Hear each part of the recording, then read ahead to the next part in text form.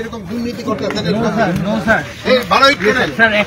ভালো ছিল। এটা হচ্ছে একদম পয়সা নেওয়ার সময় পয়সা নিচ্ছে বাড়ি কই নোয়াখালী তো জায়গা তো ভালো, কিন্তু চুরি করেন। আপনাদের কাছে অনুরোধ, এই যে ধরেন যে এই যে গণকবর, এই দেশের জন্য যারা শহীদ হয়েছে তাদের কবরের এই যে ইট ফিট গুলি ভালো দিচ্ছে না, এইগুলি আপনারা একটু প্রচার করবেন। আপনাদের বললো বড় সমস্যা হলো আমাদের দুর্নীতি। আপনি যদি দুর্নীতি না কমাইতে পারেন না, এই দেখেন শহীদের কবর হচ্ছে, এখানেও দেখেন এই কোয়ালিটি দেখলেন আপনারা ভালো দিচ্ছে না। আরে শোনেন, এটা কি লাগাইতেছে না শহীদের কবরের উপরে আপনি এরকম দুর্নীতি করতেছেন।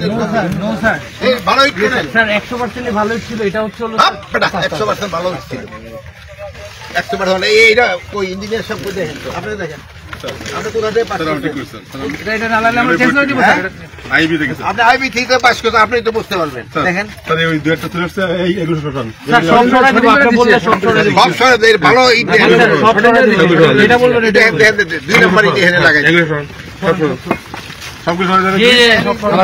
দেখেন ইঞ্জিনিয়ার সাহেব, দেখেন দুই নাম্বার ইট তাড়াহুড়া করতে কই এই দুই নাম্বার ইট এগুলো চলে এই জন্য বড় হন না স্যার সরাসরি ওরা যাতে কোন জন্য এই জন্যই কইতেছে। না না না স্যার আপনি জান এই কন্ট্রাক্টর আপনি চেঞ্জ করেন। সরি স্যার এগুলো শোনান খালি চুরি ছাড়ার কোন নো স্যার।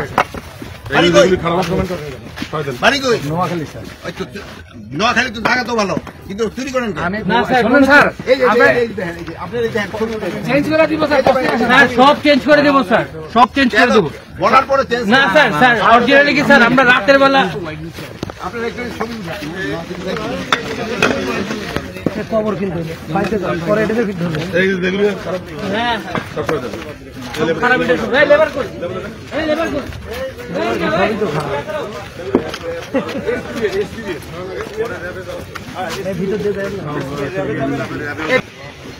দেখেন ইঞ্জিনিয়ার সাহেব, স্যার এগুলো রাব দেন স্যার নিচে একদম নিচে আপনারা এরকম কোয়ালিটি হবে না, ভেঙে গেছে। আপনি একটু ছবি উঠে দেন, ঘুরে দেখেন ছবি, এরকম হবে না। নিচে একদম রাব রাব হইল পয়সা নেওয়ার সময় পয়সা নিচ্ছে বাজেট কি এত কম?